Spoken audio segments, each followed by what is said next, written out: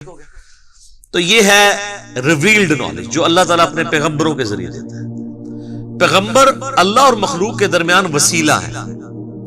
اگر کوئی شخص پیغمبروں کے وسیلے کے بغیر کوئی عقیدہ اختیار کرے گا تو وہ عقیدہ خواہ کتنا ہی اچھا کیوں نہ ہو اللہ کے حضور قابل قبول نہیں. یہ وسیلہ یہ پاکستان انڈیا والا نہیں، وسیلہ کہتے ہیں واسطے کو.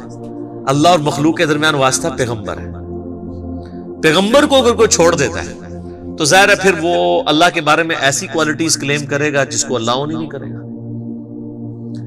پیغمبروں کو اللہ تعالیٰ رول ماڈل اس لیے بناتا ہے کہ انسان اپنی محبت میں کوئی اللہ کے ساتھ ایسے عقیدے وابستہ نہ کر دے کہ وہ اپنے زوم میں تو وہ محبت میں کر رہا ہو اور اللہ تعالیٰ کو وہ چیزیں ناپسند ہوں. اب جن لوگوں نے یہ کلیم کیا کہ اس مخلوق میں اللہ تعالیٰ حلول کر جاتا ہے یا یہ مخلوق بھی خالق ہی نے مخلوق کا روپ دھار لیا، تو یہ اللہ کی نفرت میں نہیں انہوں نے کیا، اللہ کی محبت میں کیا. انہوں نے کہا لا موجود الا اللہ، ہم اللہ کے سوا کسی وجود کو ماننے کے لیے تیار نہیں ہیں. پھر وہ اس میں اتنا غلوف کر گئے کہ انہوں نے کہا یہ جو آپ کو مخلوق بھی نظر آ رہی ہے نا یہ بھی اللہ ہی نے مخلوق کا روپ دھار لیا، نعوذ باللہ. تو یہ عقیدہ جو ہے وہ اللہ کی محبت میں ہی آیا نا کہ ہم اللہ کے سوا کسی کو ایز اے پرسنالٹی ماننے کے لیے تیار ہی نہیں ہے. لیکن کیا یہ پیغمبروں کا عقیدہ تھا؟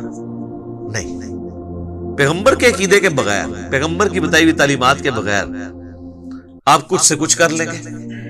اس لیے پیغمبروں کو رول ماڈل بنایا جاتا ہے. لقد کان لکم فی رسول اللہ اسوۃ حسنہ، بے شک نبی الاسلام کی زندگی میں تمہارے لیے بہترین نمونہ ہے. ورنہ انسان نے تو اپنی عقل سے تو آپ دیکھیں اتنی مت ماری گئی کہ ہاتھوں کے تراشے ہوئے بتوں کے آگے بھی لوگ جھکے. ویسے یہ عقل نہیں مانتی. اگر ہمارا پڑوسی ملک انڈیا نہ ہوتا اور وہاں پہ 90 کروڑ ہندو نہ ہوتے تو ہمارا دل کبھی نہ ٹھکتا کہ یار پڑھا لکھا بندہ بھی اپنے ہاتھوں کے بنائے بتوں کے آگے جھک سکتا ہے. تو جائیں سر، دنیا میں سب سے زیادہ پی ایچ ڈیز امریکہ کے بعد انڈیا میں ہے، اور وہ پی ایچ ڈی بھی بتوں کے آگے جھکے ہوتے ہیں. یہ تو اللہ بھلا کرے عامر خان کا کہ اس نے پی کے فلم بنا کے ان کا جنازہ نکالا ہے. لیکن پھر بھی لوگ فالو تو کر رہے ہیں، چل رہے ہیں اس چیز کے پیچھے. تو یہ آپ کے سامنے ثبوت ہے کہ اس ماڈرن دور میں بھی پڑھے لکھے لوگ ہونے کے باوجود اپنے ہاتھوں کے تراشے ہوئے بتوں کو پوچھتے ہیں. اچھا وہ بت جب پرانے ہو جاتے ہیں نا تو وہ بتوں کو ٹرالیوں کے اوپر لوڈ کر کے باقاعدہ پلوں پہ لے کے جاتے ہیں، اوپر سے نیچے پھینکتے ہیں دریاؤں کے اندر، ٹھیک ہے. اور وہ کچھ ادھر ہی ٹوٹ رہے ہوتے ہیں، کچھ نیچے دھڑل سے گرتے ہیں. پھر بھی ان کو عقل نہیں آتی ہے کہ یار جو آپ کا معبود جس نے آپ جو بنایا ہوا ہے وہ پرانا ہو گیا، آپ اس کو پھر نیا گھڑ رہے ہیں. تو اب پھر انہوں نے خیر اس کے لیے اور پلی لیے. ویسے کتابیں تو ہندوؤں کی سپورٹ نہیں کرتی ہیں. As far as books are concerned دنیا میں کوئی بھی مذہب ایسا نہیں ہے جس کی کتابیں شرک کی طرف مائل ہوں. ہندوؤں کی بھی جو کتابیں ہیں نا،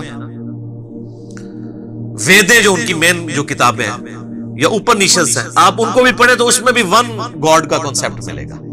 اور وہ یہ کہیں گے ہم یہ جو اسٹیچو بناتے ہیں نا یہ صرف دھیان کے لیے بناتے ہیں، بھگوان تو ایک ہی ہے. اور ان سے پوچھیں یہ کہتے ہیں نہیں یہ بھگوان نہیں ہے، ہم ایک دھیان کے لیے اس کا اسٹیچو بناتے ہیں. یہ بھی غلط ہے. لیکن ان کی ویدوں میں یہ بات لکھی ہوئی ہے کہ اس خدا کا نہ کوئی اسٹیچو بنایا جا سکتا ہے، نہ کوئی بت بنایا جا سکتا ہے، نہ کوئی تصویر بنائی جا سکتی ہے. تو کتابوں تو وہ بھی نہیں چل رہے ہیں. اور ہمارے مسلمان پھر بڑا فخریہ بتا رہے ہوتے ہیں کہ جی دیکھیں جی ہندو تو اپنی کتابوں میں چلے تھے، تسی چل رہے ہو، تسی بھی تو کام چوک کے رکھے ہیں. آپ دیکھ لیں مزارات کے اوپر جو کچھ ہو رہا ہے. تو آپ نے بھی تو یعنی وہی عقیدے کسی نہ کسی فارم میں بگاڑ کے اور ہستیوں کے ساتھ منسوب کیے ہوئے. اور پھر ہندوؤں کو بھی موقع ملتا ہے، وہ بھی پھر جملے کستے ہیں اور ایسی ایسی باتیں کرتے ہیں، پھر ہمیں بری لگتی ہیں. تو اپنے اوپر بھی توجہ دینے کی ضرورت ہے. تو یہ ریویلڈ نالج یہ بنیاد ہے اللہ تک پہنچنے کی. جنید بغدادی کا ایک قول ہے، قول تو آپ کسی کا بھی نقل کر سکتے ہیں. اچھی بات تو صحیح بخاری میں حدیث ہے، شیطان نے انسانی شکل میں آ کے آیت الکرسی کا وظیفہ دیا تھا تو نبی علیہ السلام فرمایا ہے وہ شیطان تھا، بات ٹھیک کی ہے اس نے. تو کسی بھی انسان کی کوئی بات اچھی ہو وہ کوٹ کرنی چاہیے. تو جنید بغدادی کا ایک قول بڑا مشہور ہے. ایک تو وحدت الوجود کے خلاف ان کا قول ہے کہ قدیم کو حادث سے الگ کرنے کا نام توحید ہے. پورے کے پورے وحدت الوجود کو انہوں نے پیسیفک اوشن میں پھینک دیا یہ بات کہہ کے کہ توحید ہے ہی ہے کہ قدیم کو حادث سے الگ کرنا ہے. قدیم یعنی جو ہمیشہ سے ہے اللہ، حادث جو ہم ہے. حادثہ لفظ اردو میں بھی استعمال. مخلوق حادث ہے، ہمیشہ سے نہیں ہے اور ختم ہو جائے گی، اور اللہ قدیم ہے، ہمیشہ سے ہے، ہمیشہ رہے گا. تو کہتے ہیں قدیم اور حادث کو الگ کرنے کا نام توحید ہے. تو وحدت الوجود تو ختم ہو گیا. وحدت الوجود تو کہتا ہے کہ جی قدیم اور حادث ایک ہی ہے. اور دوسرا جنید بغدادی کا ایک قول بہت زبردست ہے. وہ فرماتے ہیں کہ حواس کی تکمیل عقل سے ہوتی ہے. یعنی جو ہمارے حواس خمسہ ہے نا، ان کے اوپر جو سمجھ لیں سپرویژن کر رہی ہے چیز، وہ ہماری عقل ہے. اگر یہ عقل نہ ہو تو یہ حواس خمسہ ہمارے کام ہی نہ کریں. آپ دیکھ لیں کئی پاگل لوگ ہیں، مطلب وہ کس طرح عجیب و غریب حرکتیں کرتے ہیں کیونکہ عقل نہیں کام کر رہی ہوتی. عقل کو استعمال اگر کوئی شخص کر لے تو وہ اپنے ان حواس کو کنٹرول کر سکتا ہے. تو ان حواس کی تکمیل عقل سے ہوتی ہے، اور عقل کی تکمیل وحی سے ہوتی ہے. کیونکہ عقل تو صرف فزیکل فینومینا آف نیچر کے علم کے ساتھ ڈیل کرتا ہے، جو فزیکل ورلڈ ہے. The knowledge obtained through observations and experiments.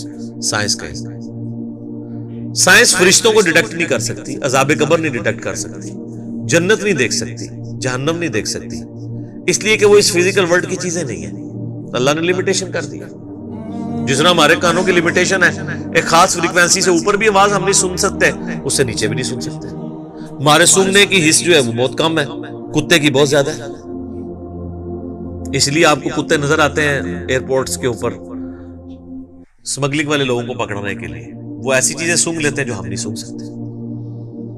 ہاتھیوں کی حساب دیکھ لیں، 40 کلومیٹر دور وہ زمین پہ پاؤں مار کے دوسرے ہاتھی کے ساتھ کمیونیکیشن کر لیتے ہیں. 40 کلومیٹر کوئی ولی نہیں کر سکتا، ہاتھی کر لیتے ہیں. چڑیا دیکھیں اڑ لیتی ہے، کوئی بزرگ نہیں اڑ سکتا ہے تو اڑ کے دسے. چڑیوں تو ہم روزانہ اڑتے ہوئے دیکھتے ہیں. اور آپ دیکھیں کہ انسانوں کے بنائے ہوئے ڈرونز یا جہازوں کو اڑنے کے لیے، لینڈ کرنے کے لیے رن وے چاہیے، اور چڑیا کو آپ دیکھیں کوئی رن وے نہیں چاہیے. ادھر سے اس تار سے اڑے گی اور ڈائریکٹ دوسرے تار پہ اترے گی. کوئی اس کو بھاگنا نہیں پڑتا، کوئی اس کو پلین جگہ نہیں چاہیے. کتنی پروفیشن کے ساتھ مخلوقات اللہ نے بنائی ہے. تو یہ فزیکل ورلڈ کے ساتھ جو علم تعلق رکھتا ہے یہ سائنس کا علم ہے. سائنس کا علم بھی ڈیفینیٹ ہے، جو اسٹیبلش سائنس ہے، ہم اس کو مانتے ہیں. مثلا پیٹرول آگ کو بھڑکا دیتا ہے، پانی آگ کو ٹھنڈا کر دیتا ہے، سورج مشرق سے نکلتا ہے مغرب میں غروب ہوتا ہے. یہ فزیکل ورلڈ سے تعلق رکھتی چیزیں. یہ تو حضرت ابراہیم علیہ السلام نے سورۃ البقرہ میں اللہ تعالیٰ کے ایک ہونے پہ دلیل دی تھی نمرود کو کہ میرا رب وہ ہے جو مشرق سے سورج نکالتا ہے. تو اگر رب بننے کا دعویٰ کر رہا ہے نا تو مغرب سے نکال کے بتا. تو ہکا بکا رہ گیا تھا. فزیکل ورلڈ کی چیزیں بھی اللہ ہی کا علم ہے، کیونکہ کتابیں اللہ کا قول ہیں اور یہ کائنات اللہ کا فعل ہے. قول اور فعل میں تضاد نہیں.